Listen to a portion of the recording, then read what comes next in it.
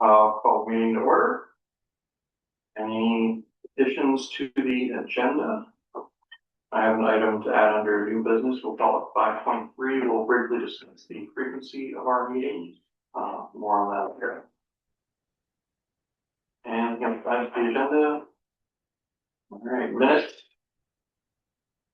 I have an adjustment to make under 5.1 new business all the way at the end where we counted the votes on the motions. Technically, I abstain from both. I take a strict interpretation of Robert's rules where the chair generally doesn't vote unless it actually would make a difference. So those would be 5-0-1 and 3-0-2.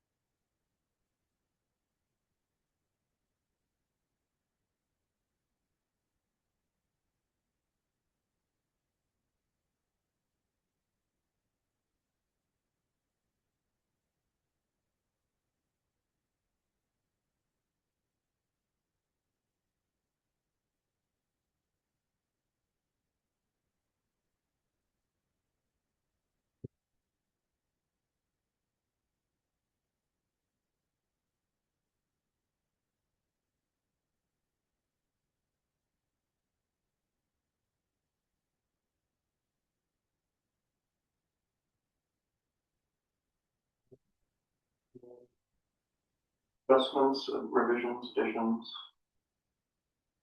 All right, now stand approved as amended. Audience of citizens. So John Zavajanzik, 17 Whitney Road, Zavaodjanzik. I was here in early January, raised two concerns about speeding and traffic along Whitney Road and also unsecured loads going to the dump. At that time, I said I'd come back in middle of February to what we had a discussion. We said, well, we're gathering information. We don't have we're developing plans.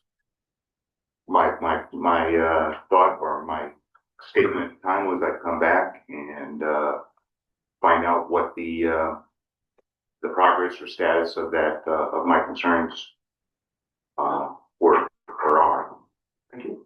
I think to summarize what we've been doing the last couple of months, our priority has been to respond to the Board of Selectmen's requests for recommendations on speed control and safety alternatives. So most of our meetings the last couple of months have been largely taken up by that. I think today we will wrap up discussion of that. Although I was hoping Jeff would be here because he has information to want to present. Did Jeff indicate he would not be able to attend? He did not. All right. It was an emergency call went out from I did notice a million vehicles buzzing by when I was coming back from the dump this morning, so it doesn't surprise me something came up. All right. We did officially add both issues to our tracking spreadsheet that we use, so we will not lose track of this issue. And once we are through this period of reviewing alternatives for the Board of Selectmen, and we've actually got the approved tools in our tool belt to use, that's when we can start actually more directly addressing the issues. Sorry, Jess, on that. So, and again, at that time, last in January, I'd asked, and I'll ask again, is that something you anticipate middle of March, middle of April, middle of June, just a target? I can't really, I mean, as to when we will solve the problems, or when we will start to address them, hopefully we can go over those issues today if we have time at this meeting. Mm-hmm. So please feel free to stick around. This is not something we're just going to let fall off our radar. You're welcome to keep coming back, but we will absolutely address these issues because we have them. We're not going to lose track of them. This is what we're here for. Okay, well, if you indulge me a minute, I'll just give you my perspective. Absolutely. I'm retired. I worked at Pratt & Whitney for 40 some odd years and faced a number of hard problems.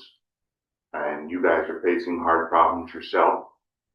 What I found, and this is my perspective, because I don't want to offer any advice, so I'll just give you my perspective.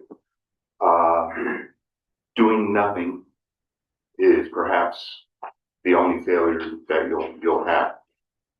Installing speed bumps, installing traffic cameras, installing, and I did read the Columbia Views. I saw some of the recommendations that were made. I'd add widening the roads, adding sidewalks, perhaps rough strips down the middle of the road too would be a less intrusive. But there are things that can be done. To me, again, failure is doing nothing. And you've all been down. You said you went to the dump. You went down Whitney Road, more than likely. And you guys would not build that road today. It's too narrow.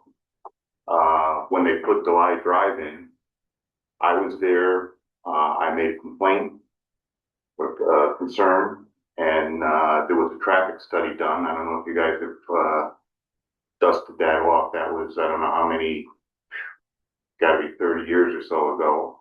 But there was a traffic study done, said that the road was too narrow, and that the sight lines coming out into Route 87 here were not adequate. Nothing's been done. The roads, where I live, was 2 or 3 years ago. It was widened by like 3 feet or so when they put the storm drains in. They finally fixed that. I've lived there for well over 30 years and always used to wash out. And thank you very much. You did something, and doesn't wash out as much anymore. So that's much appreciated. The road was widened like maybe 3 or 4 feet, and it was widened 3 or 4 feet for a reason, because it was too narrow. And again, when I lived here, when I first moved in here, I used to walk up and down Whitney Road all the time. Now it's a hazard. It still is, and now I'm repeating myself from January. But again, I just wanted to give you doing something is better than doing nothing. Or if it's doing something is success, and doing nothing is failure. The dump thing, again, unsecured loads going to the dump. I don't understand. Well, I do understand it. It's laziness on the part of people. They don't want to secure their loads, and it's just so. But anyways, now I'm repeating myself from several weeks ago. Thank you for indulging me. I'll sit here and listen to the rest of the meeting, and I'll come back, maybe early April or something like that. Again, I'm not. It's been like that. What the conditions I'm talking about have been there for probably before me. So probably 50, 60 years. So does something have to get done tomorrow? Probably not, but does something have to get done? Yeah. Thank you very much. Thank you. On the topic of secured loads at the dump, assuming they are traveling down Whitney Road with unsecured loads, they're arriving at the dump unsecured. Is there any inspection that generally happens as vehicles come through, and the attendant there can say your load is unsecured, you can't be doing that? Is that part Well, of all that, the procedure? we've spoke with the transfer station attendants, and all they can do is make the resident aware. There's no enforcement that they have the capability of. So other than educating the resident, that's all they can do. There's nothing on books in the town. Yeah, there is. Because several years ago, I asked. I said, "Can you guys make a law on that?" So we already have a law, and And, Is it an ordinance? But it's not enforcement that the attendants can enforce. It would have to be from a, DOT.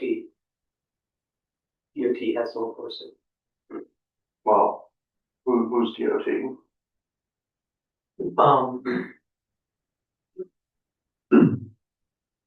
If a vehicle pulls into the Right. transfer station, the attendant's there. But they're not qualified. There's actual class that they have to go through. In order to do it, like truck drivers, when that's one of the requirements, they probably get it from the place that they're employed by. And they would probably go over training with how they're supposed to secure their loads. Somebody at the dump, I doubt they have any classes like that, and even then, you can't, what would be their enforcement? You can't issue a ticket because they're not law enforcement. So, the only thing that, and correct me if I'm wrong, but, I used to drive trucks, that's, the only thing that they could possibly do is remind people, signage, make people aware. I don't think that that they would be able to receive any training of that sort to be able to say, hey, that's an unsecured load, because what is this unsecured load? I know what it is, but do they? They're checking tags to make sure that, their interest is the dump, not the load. They can't enforce anything outside of the dump. So my question is, in order to use the transfer station in town, you gotta get one of those stickers. And can we not include in the form you fill out each year to get your sticker? You need to make sure your loads are secured. If we catch you without one, we can revoke your sticker and you can't use the transfer station anymore. Or turn them away. Right. Or secure. I don't think that's something that should be coming from them. Maybe we should, if we're gonna enforce that, we need the trooper on site, Exactly. because there's no enforcement. and It's hard, if I may add, those guys that you have at the dump, they're great guys. they are. They are not, they do not have the personality to enforce something like that. They're just, Well, that's not what they were hired to do. no, and Right. they're great guys too, but they're just not, they're just not the people to do that. And I don't know that I am either, but they're not the guys. Almost like a random, a trooper monitor. Yeah, we could ask Gary to spend an hour there some morning on a Wednesday or Saturday. We'd have to find our ordinance that states. It's gotta be in lettering or something for. And if I knew it, I've long forgotten it. Yeah, I'll look. I did a quick search, I didn't find anything yet, but that doesn't It mean. might not be an ordinance, it might just be I think it's under the litter law. okay.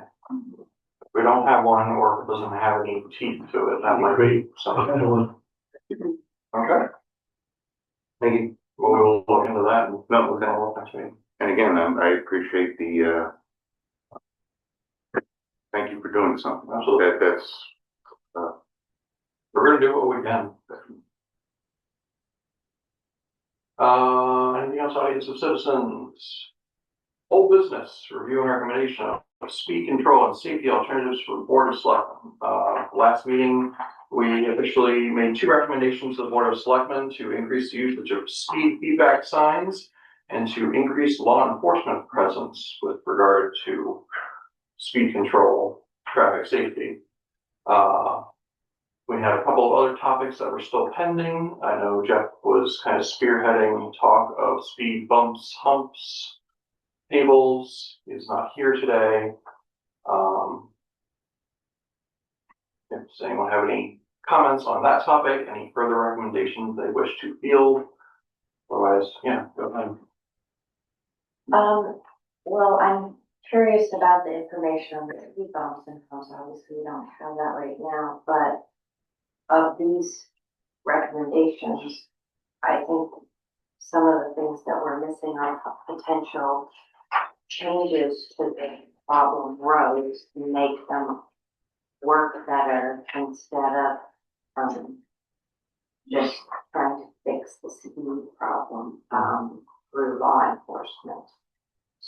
that's just something I think we should think about, how to slow the traffic down. And I know that's a budgetary concern as well, but maybe we need to apply for some grants or things to get some changes made to Rutland Road so that they can actually function better in certain places. And I know our ability to apply for grants partly depends on the classification of the roads themselves. Right, we did successfully reclassify Doubleday to a minor collection road instead of a rural road. Where is Whitney classified? I don't know. I'm sure right now it's rural. Doubleday, Whitney, we could do a traffic count and see. Right now it is a nectar road between 66 and 87 and 6. So as long as those counts would include a Wednesday or Saturday, I think we would, have a good case for considering it a minor collection. But to get up to grant capability, you really have to make it up to a major collector road. So we didn't qualify Doubleday for a grant I was trying to get. So we're basically limited to what we can do on town budget in that regard. Well, also, not on speed bump, but on cameras, you have a chance to check whether NIP money could be used for speed cameras. You didn't check or you don't know? I don't feel that that's qualification when I run through what's approved on how to spend that money. It's more on recycling coordination, trash removal, street sweeping.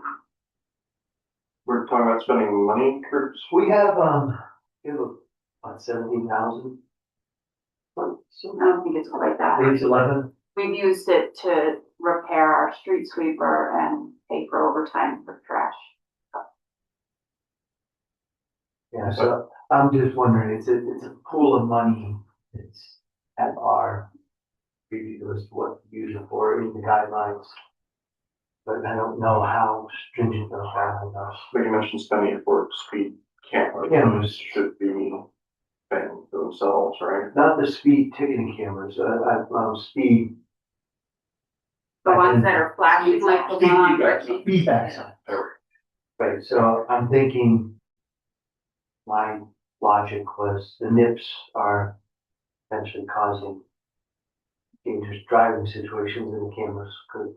But if you're drinking and driving and throwing your nip out the window, you're probably not the safest driver. The net money is more for the cleanup of the bottles themselves, not from driving.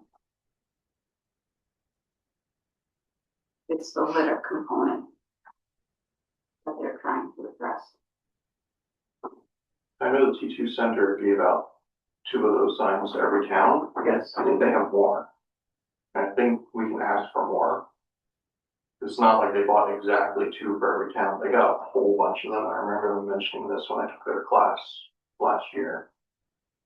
So if they're in any sort of shape. We should ask because a new one is about $3,600. Can you reach out to Jason? Just ask him about that.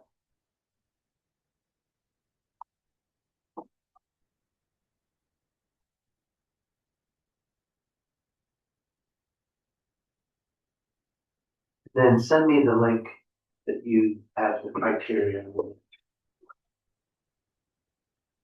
And I assume the recommendations we're making are kind of holding until we've completed our period of recommendations and then they'll all be considered for selectmen at once. Or... Yes, they haven't, we're budget mode right now, so we have not officially reviewed your recommendation. I'm hesitant to just continue to leave this open because eventually we would say, here are our recommendations. Please approve them so we know we can start saying, okay, we want to put these feedback signs here, or we are going to get an increase in law enforcement, or we can put speed humps if that's something we decide we want to do. So it'd be nice to know what it is that we can start discussing as potential solutions to the problems we are very clearly starting to accumulate. So I would get on the agenda for selectmen in,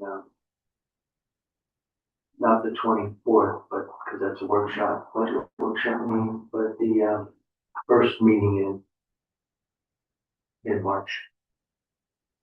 That said, we still need Jeff's input. He was soliciting input from, I think, Mansfield regarding their use of speed bumps and humps. And at the same time, I also know that from the fire department's perspective, they don't particularly care about them. I assume Public Works doesn't particularly care for them. No, I strongly oppose them. And then I did hear talk about why we don't have a school zone in front of Oh, that'd be great. Yeah. So that's something we should look into too, because a official school zone there could help slow people down before they get to this intersection. So we definitely do not have one there. We have a crosswalk that magically appeared, Hmm. right? All of a sudden, we were notified they put a crosswalk there. Who's that? Oh, they actually did not share to consider yourself overnight. Right. It just all of a sudden they said, if you're happy with it, you're welcome. But If not, it's still there. if you have any concerns, you need to call us right away, because we just did. Okay. So it is great to have a crosswalk there, but I don't know if there's only the signs that say there's a crosswalk. It doesn't say school zone or anything. That nature.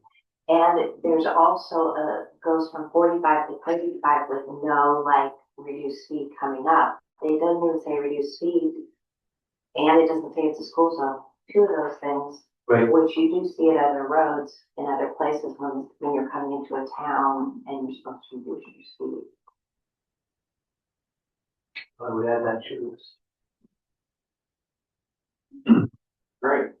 I guess we're gonna have to leave our review and recommendations open for another session at this point. Unless we wish to either make a recommendation now or explicitly not recommend something. We can do that too. We can say we do not recommend X.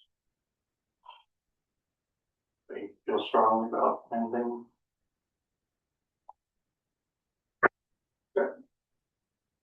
That closes out old business then. New business. The Planning and Zoning Commission is finishing up their draft of the Plan of Conservation and Development. And at their last meeting, they put together the transportation chapter. It's the transportation, utilities, and facilities chapter, I think. So we're a small part of that. Can you tell me the group that is working on this? What are you doing? It's the Planning and Zoning Commission, it's the town planner is guiding the revisions, John is. So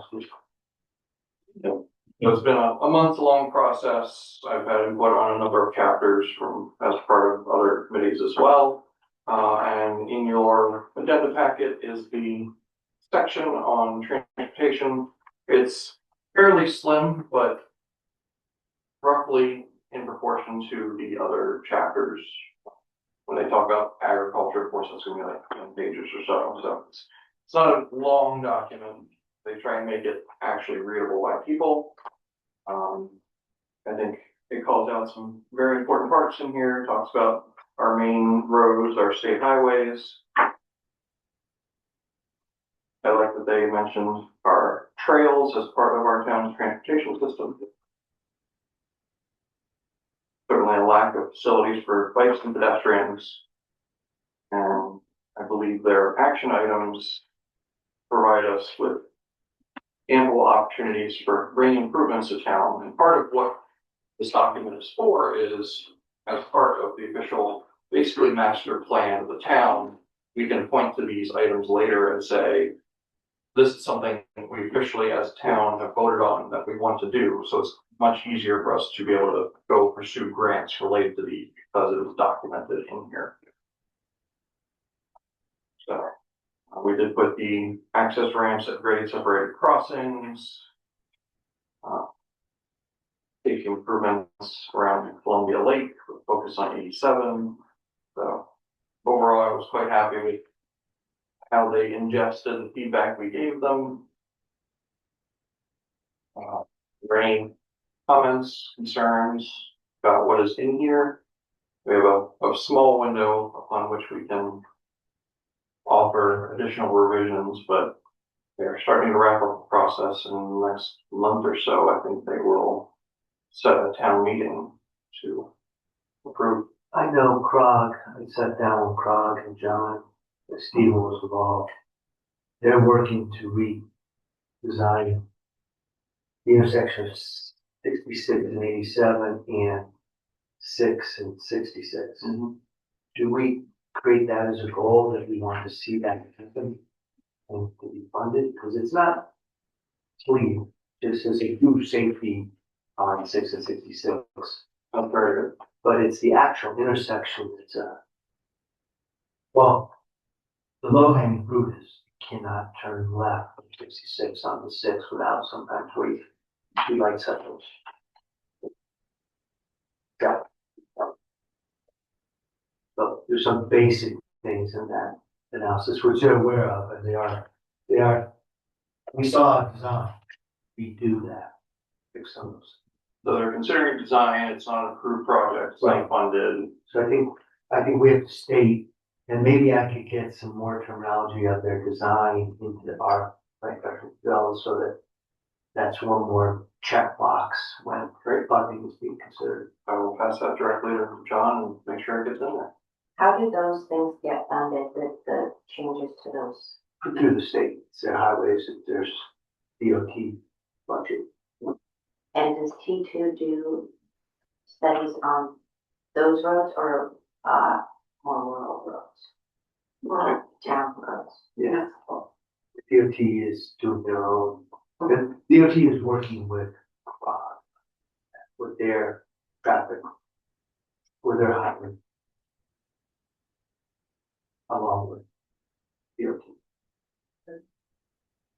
Any other? When is the approval of this happening?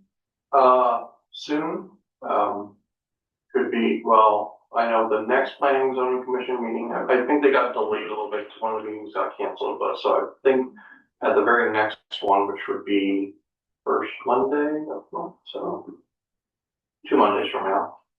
Yes. They will do a review of it, and then I think at that point, they set the town meeting. I know there's a 65-day window, they need to advertise it before it's approved by Board of Selectmen and some of the other bodies in town. There's a few people that sign off on it before it gets voted in town meeting. So there's a small window where we can definitely get revisions in, the sooner the better. It could So be. if we see something, do we give that to you or go to the meeting on? So because there's a town meeting, it's basically, it goes through a public hearing process. So there's ample opportunity for us to provide feedback on public hearings as well. But any changes we know of right now, they're much easier to get in now because once we're in a public hearing process, it's got to actually go through multiple people signing off and saying, yes, let's make this adjustment. Right now, it's just a draft sitting in a computer and John can put in whatever we want in there.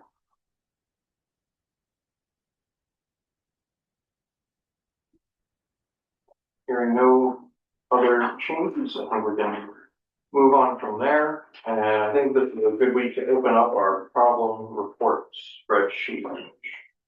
You're able to pull that up from here, Mark. I'll let my technical coordinator. Excellent. I don't know if we can find it. Yeah, there's a link in the agenda. Make sure to put it in there for a reason. Problem is, this computer is not, it's not tied in. You know, Zoom. Well, nobody's on Zoom. Oh, that's true. What you want to, yeah. By Zoom. So, in the future, when we have meetings, what would happen is, tell me what you'll want, and we just download it and throw it on the desktop, and then I share.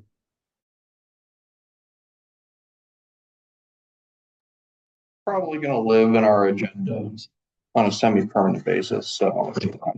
Okay, so plan to have that available. Whoops. started.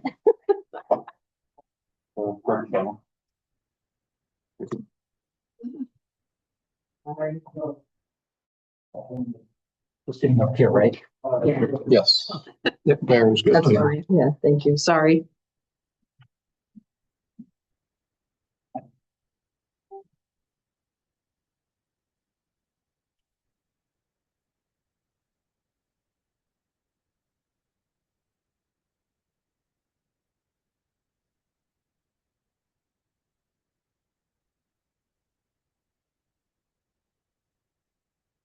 All right, so we have formally reviewed 3 of these items before. But the titles will give you a good idea, if we just scroll up and down through those, what the popular topics are. So Whitney Road speeding, we get reports of all the time. I'll add another one today because it's been reported today. Garland Road got a report as well. We also see it on Doubleday, Wellswood, and the north part of Route 87. So those are the areas that either in this meeting or through correspondence to the town, we have directly heard from residents since the formation of this committee as to areas of problematic speeding in town.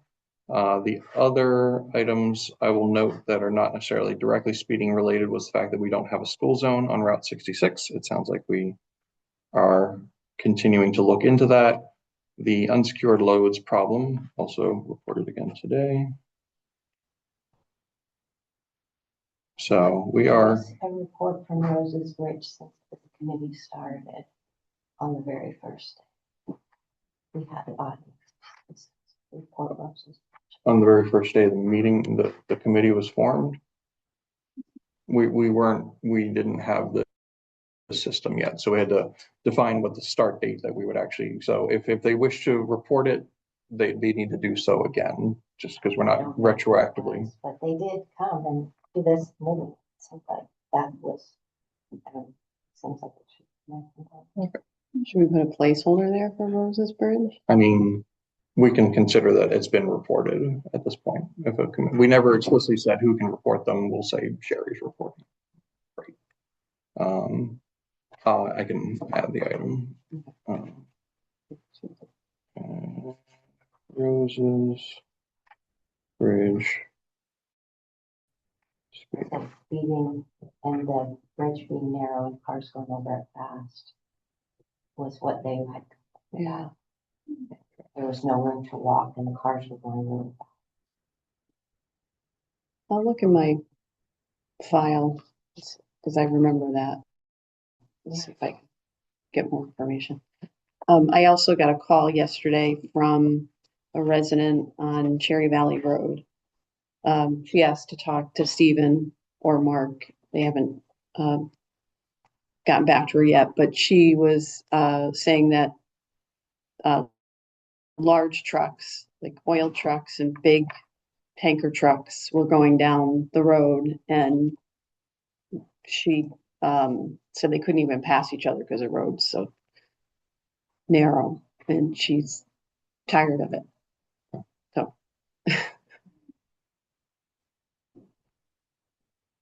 because I guess they're cutting through. I live on Cherry Valley Road, so what I believe is happening is it's the farm that's on the Willimantic line up by where the power station is. When they come down 6, I think GPS does bring them. Because it's not a road that you would know about unless you're local. And it was, at one time that when you get to Old Willimantic Road, Cherry Valley and Garland Road area, that was not a 4-way intersection over there. It was not a cut through one. Since they've now made it connected to Johnson Road, it now became a way through to Lebanon Green area. Right. And also that farm that's in the back area. Yep, because she did mention farm trucks too. Yes, so there are some that have to, like Chewana has to use it because they're on they park their equipment on Old Willimantic Road. We're gonna have to allow some oil trucks delivering oil, Hmm. for long traffic. But yeah, as a cut through, it is a very narrow road. I have to pull my camper off there. And when I do come up against a vehicle, I don't have much room and I'm a pretty experienced driver and there's not a lot of room. So, food for thought. So my two responses to that, one, if you go up to issue 2, which was Golan Road, and you scroll over to the actions, at the December meeting, I noted that there is a way for residents to potentially encourage GPS mapping software to make other recommendations. You can, for instance, go on Google Maps and click the area and submit a report saying there's a problem here. And what is explicitly happening on Golan Road, Cherry Valley Road, is that Google has decided to elevate the priority of those roads such that whenever there is traffic on other routes in the area, that is an alternative that it will more readily present than perhaps it should. And when a residence or when someone coming through the area punches it into their GPS and it's like, well, you can go this way and it'll take 12 minutes. Or if you go the longer way on actual state highways, it'll take you 14 minutes. So of course, someone's going to say, well, I guess I'll go the 12-minute route, not considering that it's a narrow rural road that they probably shouldn't be on. And so the more residents go in there, because Google will know that you are reporting this as a resident, because Google knows who you are and where you are.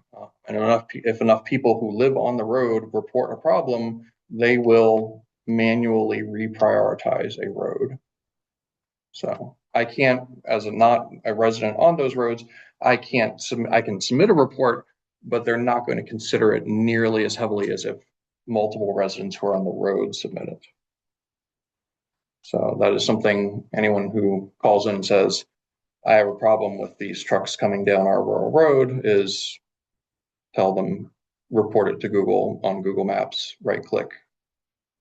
And it's fairly straightforward how to get through there. If not, there's instructions you can find pretty easily online, or I think I didn't put instruction. I could potentially put instructions together for that. That'd be good, so Jen could get that out. Yep. Yeah, There's really no through trucks. It's hard to enforce. yeah, you can put a sign up, but I mean, if there's a farm and they're going to the farm, they can stop. There's some that have to use it, there's no other option, whether they use Cherry Valley or Old Hampton. If there is there a no through trucks limitation on that road currently? If there is one, then as part of the problem reporting to Google or any other GPS software, you can submit that there is a no through trucks route in here. And if a trucker is interacting with the system, it won't recommend that route. So if we actually would want to consider a truck restriction on that road, it could have an impact. And this is Cherry Valley. I think we were trying to add Cherry Valley to, what was the road we had the no through? Egerton. Egerton. But I don't know that we requested Cherry Valley. It was Cardsmill.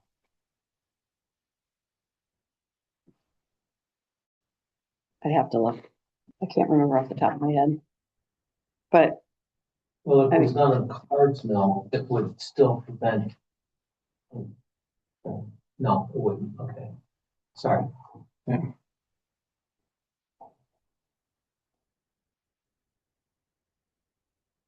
I would say that's something we can look into, and if there's any benefit to having a recommendation from this committee as to that, please let us know, and that's something we can potentially discuss.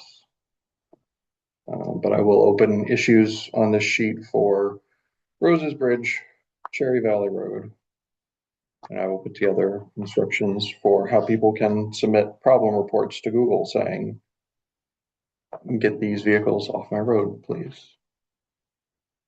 yeah, that would be helpful, because because usually I take the phone calls and actually that when you were out of the room, that this woman called in Cherry Valley wanted to talk to you or Stephen about the trucks. Okay. So we could probably give that information to her. Okay, good. Alright. Yeah, is it Nancy? Yes. All right. So without diving into any of these issues in more detail than we have today, because I don't think we could dive into each one individually adequately. Overall, we have a theme of speeding and then a few other issues. Well, actually, we did talk about unsecured loads on the school zone. So everything else currently falls under the theme of speeding that's in the spreadsheet already. And we are working on alternatives to recommend to the Board of Selectmen. And once we have approval for what we can actually do, then we can start to map them to these problem areas and say, Board of Selectmen, you said we can put speed feedback signs on these roads. We specifically want them on these roads where we're getting reports of these problems. So, Sherry. Are there any tools that we are missing for speeding? I'm just wondering if there are other tools that we haven't considered, or if we've pretty much considered all of it.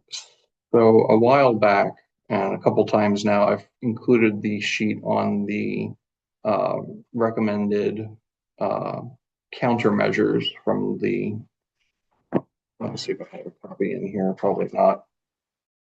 Nope. I have it. Oh, you do, excellent. Your binder is better.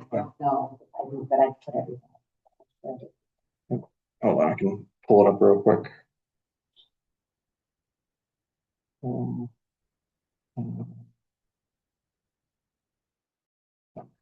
I'm just wondering if there's any cost-effective other things to consider that we haven't considered. Well, cost effective, don't know, but we don't necessarily need to limit ourselves to recommendations that are cost effective. First of all, we don't know necessarily what the costs are. There could be things that are actually easier and cheaper than we realize because we have the resources in town already for it. We could potentially pursue grants for some of them. But yeah, the proven safety countermeasures, and we highlighted a number of them. I can just very quickly go through what these are, and we can say, just interrupt me if it's something we want to talk about more. So appropriate speed limits for all road users. Speed limits, we are basically at the mercy of the state for the most part. However, as you mentioned, those new signage is going to be coming in April, right? That's when they're starting to. So that's something that's happening. The new signs.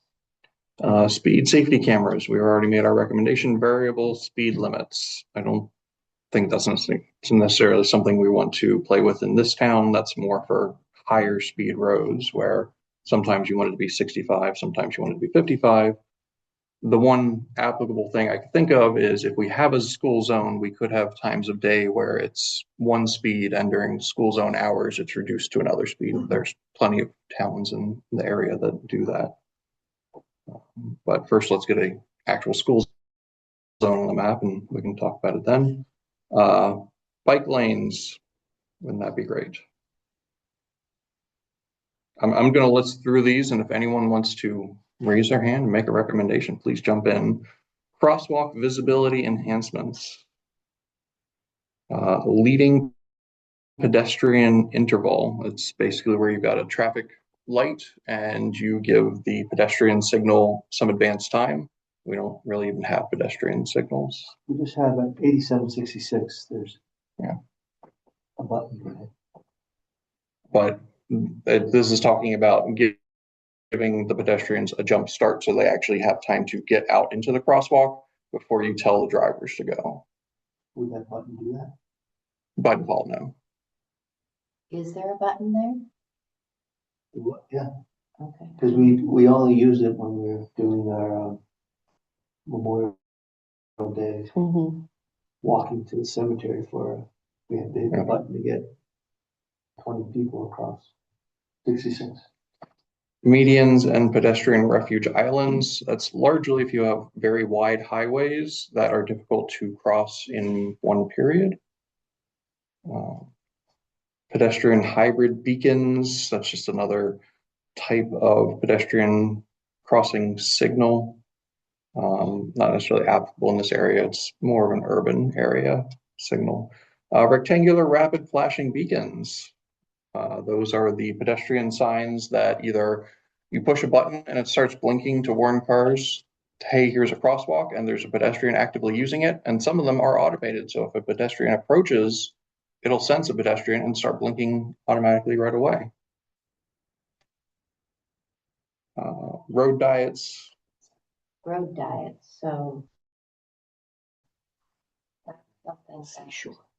different. I don't know if that can be done on some of the smaller roads, these narrow roads that we're having problems. It's probably already too narrow, right? I think that's the general thought. Certainly Whitney Road comes to mind as something that we can't do a road diet on. Now there's two different terms two different ways I've heard the phrase road diets used. One is where you will take some roadway and make a shared center lane. And that's actually what the federal road diet definition is. But then there's also road dieting where you have wide shoulders and you potentially bring them in so that it creates the illusion of the road narrowing in an area, and that will psychologically encourage drivers to slow down. And you can actually do that even on somewhat narrow roads where you have a smaller shoulder, as long as you bring the shoulder closer to the roadway by even like a foot. It can still tell drivers, oh, the road is narrowing here, and they'll slow down without realizing it. Okay. I recommend that we consider using road diets in places that it's appropriate. Do you know the minimum amount of space between center line and our edge? It's required. We don't meet a lot of requirements. There's really, other than Lake Road where we did paint white stripes. That is the only road that we could entertain. Because it was already wide. Because it was a state road at one time. Oh, so okay, so we probably couldn't do this anyway. Do you still wish to make that a motion? I think it should be, yes, I wish to make a motion so that it can be considered in places that would be appropriate. So I need to consider road diets. Is there a second? Sounds like the motion fails for a second, but thank you. Walkways, federal way of saying sidewalks. Sidewalks are great. They're very much needed. I move to consider walkways on some of our roads where it's appropriate. As a Yeah, potential solution to. this is absolutely, I think, in the purview of this discussion of recommendations for speed control and safety. Is we can say, even if they're broad ideas, just letting the Board of Selectmen know, maybe we don't have the money for it, but the idea that we could have sidewalks to improve pedestrian safety in certain areas. Or room, just room for pedestrians, even is. Is there a second? I second that. All right. Discussion. I'll just note that I think there are a number of opportunities in town where pedestrians already exist. We can add sidewalks to make them safer. And then it's the whole chicken and egg issue of, if we add sidewalks here, will pedestrians come? And there are study abilities available to look at that and say, okay, this is where people live and this is how they get around. We can actually come up with projections of, will people actually use sidewalks if we place them in places where the pedestrians aren't currently walking because it's completely unsafe for them to, but the addition of a sidewalk would make it safer. Just so the board knows, Sherry brought this idea 5 years ago, at least. Yeah. And we had our engineer actually do a layout that you could get a sidewalk from the library to the intersection of Lake and 87 along the side. Can we get it all the way to the beach? We didn't go that far, but I'm sure that'd be a possibility. I don't know. Wouldn't that be amazing?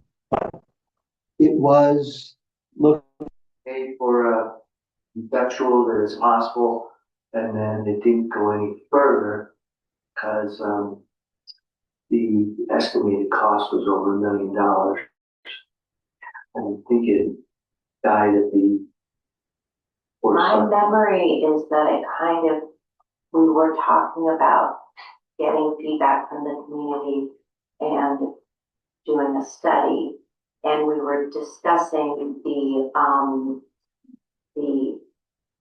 the problem of snow removal. Right. Like it would have to be, the snow would have to be removed if you have a sidewalk. We already have people walking on those roads all the time, even in winter, walking, running, biking. But my memory was that it was like, what do you do about the snow removal part of it? And the cost, but the cost could be covered by grants if we look at grants too. There's all these other ones like Mansfield just done. I think you'd have to find grant. Wait, they got 1.9 for pedestrian and bicycle improvements. Anyway, so that's kind of where it stopped. Exactly. There wasn't really a real exact reason why it stopped. I think it just kind of got dropped. And most towns make the homeowners shovel their portion of the sidewalk, but you've got pretty vast areas between properties. So. There are vast areas, and there's also the plow will push up, like right in front of my home right now. There was, 8 or 10 feet of snow to try to remove. So even I am faced with that. Like, how would I remove that stuff? So that's a question, but I don't think it's an unsolvable problem. And it could be a simple solution of, we don't care. Like, if it's the middle of winter and there's 10 feet of snow on the ground, people aren't going to be heavily walking between the library and the beach, for instance. So maybe we simply don't have a clear the snow off your sidewalks ordinance. Is that allowed? That's another question I have, because Well, see, there was a lot of question about that. it does make sense that I'm just not gonna use it in the winter, because we don't have the equipment to plow sidewalks. Usually you require smaller sidewalk. Rather, even if Maybe it's if required, you do 87, maybe you say, if you lived on Hennequin Road, would you walk to the beach? Would you walk to the park on a regular basis if there were sidewalks? So can't focus just on, people who live there, because people who don't live there might also. no, but I'm just saying, start where it's feasible as opposed to, And there are. you're saying if you build sidewalks or people going to walk, I would think more people would walk. Residents on Whitney if there was a sidewalk. Mhm. Not that there's a destination, but just the ability to walk. Absolutely. A lot of the roads can really use that, and it would help if the residents feel like they can get their mail or they can walk their dog in front of their own home. And if I can just add, if you put this, if the road and the sidewalk is right next to one another, then you have the 3-foot snow mound right there. But if the sidewalk is 10 feet to the right of the road, the mound It's less high. yes, so. Since I'm in the corner of Lake Nathan, my mound is high no matter. But, But yeah, for the most part, you're right. yes. I have the heart. But yeah. Any further discussion on the sidewalk motion? Sure, could you just repeat that motion again? I just want to make sure I got it right.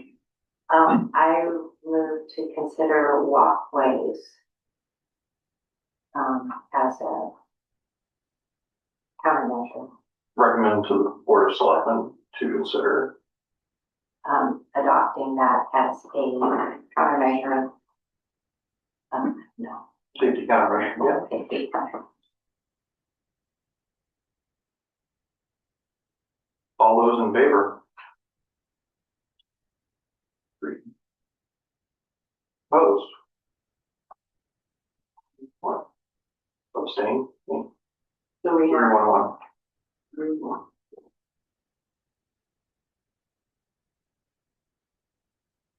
All right, Going down the list further, there's a whole section of roadway departure ones that I know for a fact we will never in a million years be able to get put anywhere in town, so I'm just gonna breeze right by them. Intersections, back plates, with reflective borders on the traffic lights. Do we already have those? I don't think we do. But if they're gonna redo the intersection, they'll do them at that time anyway. We have 2 traffic lights in town. They're probably gonna get redone in the next 15, 20 years. Corridor access Something we management. have, there's a big border to the stoplight. Corridor access management is basically controlling where you have your entryways to roads so that they're sensible. You don't have 50 million driveways in a tiny little area and everyone's a mess trying to come out of them and go into them. Dedicated left and right turn lanes at intersections. We achieved that on between West and 66. We have turn lanes down. That was the only successful one so far. But They're trying to do it at this intersection, right? Right, that's the goal. Yeah. For 6 and 66, it gives a turn. we'll ask John to do that in the POCD. I don't know if we need anything further with that. Well, and we have turn lane at 6 and 66, but we don't have a turn signal. Or you just sit in the turn. Reduced left turn conflict intersections, that's if you've got lots of left turn, U-turn things happening. Roundabouts, I already promised Jeff we won't have any for 10 years. But I have it on my calendar to bring that up again. Systemic application of multiple low-cost countermeasures at stop-controlled intersections. This is where you have the warning signs about stop signs coming up. People are blowing through stop signs. That's something we can consider. Yellow change intervals. We have 2 lights. The state handles those. I don't think we have any input on the intervals on those. Cross cuttings, lighting at crossings, local road safety plans. We work with T2 Center to kind of come up with those as needed, and I think that's a resource we definitely need to continue to explore. Pavement friction management, using the asphalt that increases your friction. We have the asphalt that we have, but I assume it's pretty good. I've never had issues with our asphalt. And then road safety audit, again, that's a T2 Center thing that we have done and will continue to do. So that's a really exhaustive list of what is out there. The additions to it, I would say, would be law enforcement and then communication and education. So the first one we've already made a recommendation on. It was rather broad. We'll see what Board of Selectmen says about that. Regarding communication and education, we can continue to come up with ideas here. And I think a number of our location-specific problems ultimately is going to come down to communication and education, because it is, for the most part, on these local roads, residents a lot of times who are causing these problems. And if it's not, then we need to widen our scope. But if we can solve any of these problems just by talking to people and educating them, that's I have an idea. yeah. By poking around the internet, looking at other towns, a lot of them have frequently asked questions that I think we should just decide which ones we agree with and pop them on our website. And then we can have links to those questions, so we don't have to keep answering the same questions over and over. Fantastic.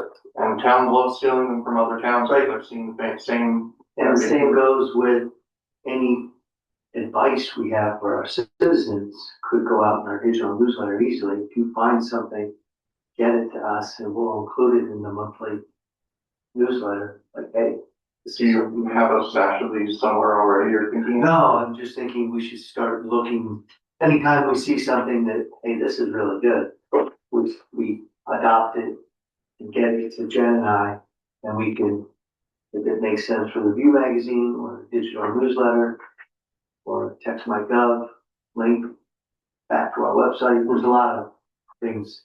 Unfortunately, many towns have a dedicated coordinator that does all this. We don't have that luxury. I It is. have a stash of bookmarks of all sorts that I can submit for our next agenda. We can work through And then decide if this committee says, all right, we love, this is actually perfect, let's just use it. it. Yep. What town was it that had the great question and answer? Oh, it's in 6 different towns already. I don't know who wrote it first, but Do we want to set up like a specific tab on the website for this, for transportation, traffic and transportation? Is that that, would be wonderful. Yeah. If we have someone, Easier it is to find it, the better. so, but let's assemble the materials. I know there's departments, are there committees? yes, The- But there's we can one- have our own, yeah. We do have our own page on the website, but that's at least 3 clicks to get to that. yeah, And I'm having just it- wondering if it could, that it could be put up, you know, instead of 3 clicks, 1 click, I could maybe set up just a, be under our community tabs or something like that. Well, let's see what we can gather first and see if we have And enough. people could then submit their ideas to us through the internet, it'd be great to have, just print it out for us. All right, I had added a 5.3 to discuss frequency of meetings.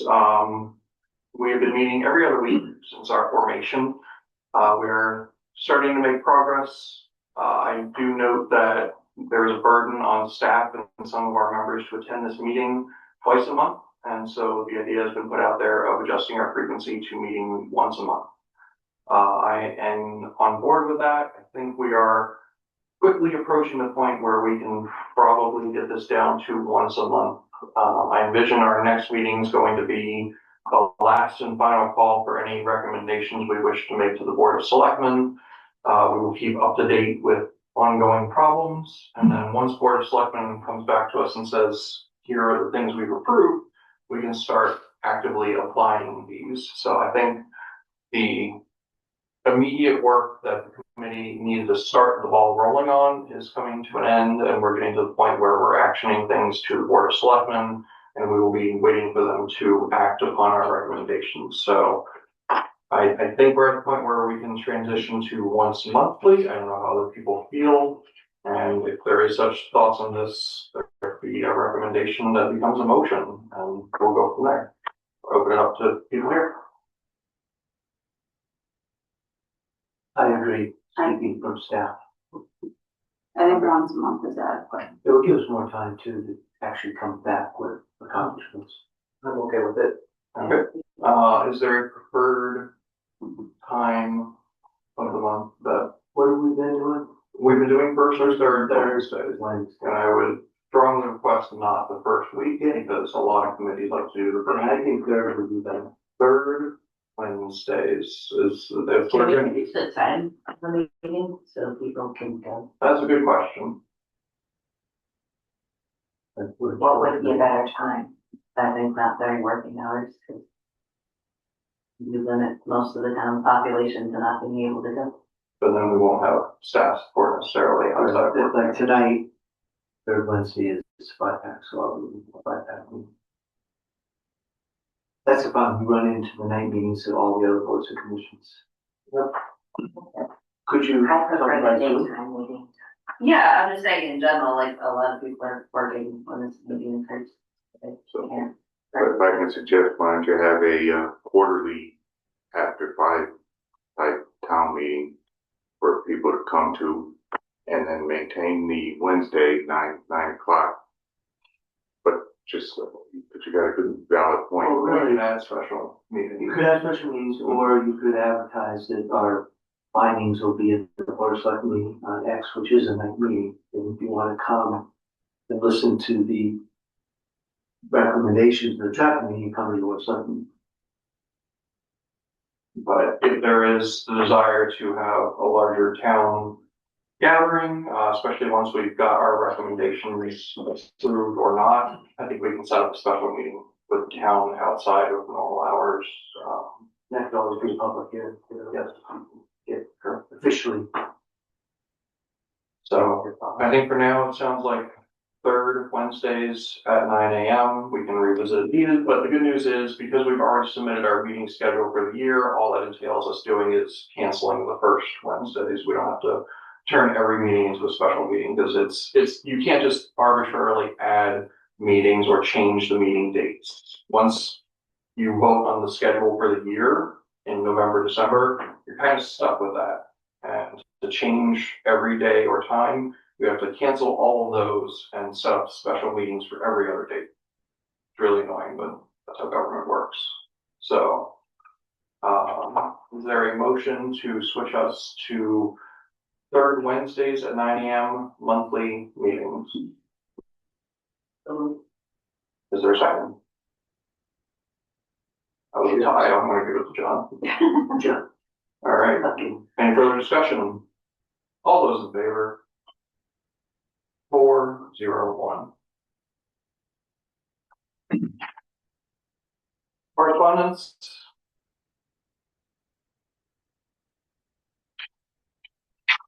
Once, twice, vote, audience and citizens.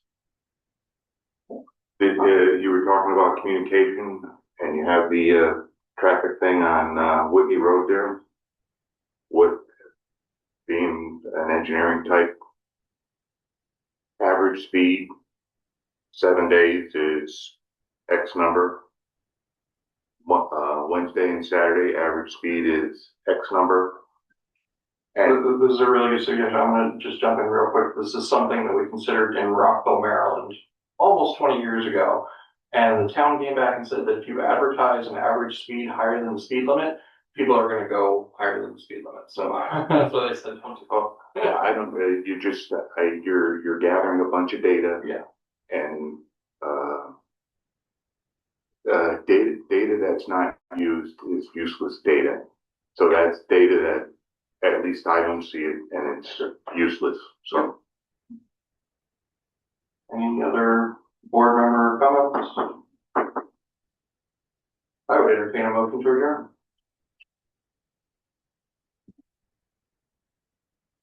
Well, you make the motion. Second. All right, we are adjourned at 10:09. We will meet again in a month. I don't mind to hear that, Mark. Is it all right? All right. Yes. Thank you. Please, Sherry. I would probably. You're not voting, you're abstaining, what happened? What happened if you didn't have, like you didn't have enough people here and then you would have a vote? So what matters is first you have the quorum of the whole body. And then as long as the majority of the voting members says yes or no or another, If you know what I mean. that's what you need to actually approve or reject something. So Right. say for instance, we have 5, which is the minimum. If it's 3-2, it's 2-3, if it's not. If there's a tie, I will cast a vote, or if my vote would cause a tie, I will cast a vote. And occasionally I'll do it anyway, symbolically. Oh, okay, all right. I Just more Curious, if y'all are, yeah, or if just go do that, I'm like thinking, well, he's not voting, and then it causes something not to go through because you're not voting. I will vote basically if it matters, and the reason, Robert's rule says to do this is because the chair, whenever possible, needs to appear to be as objective as they can be, so that when they discuss something to another body, they're not influencing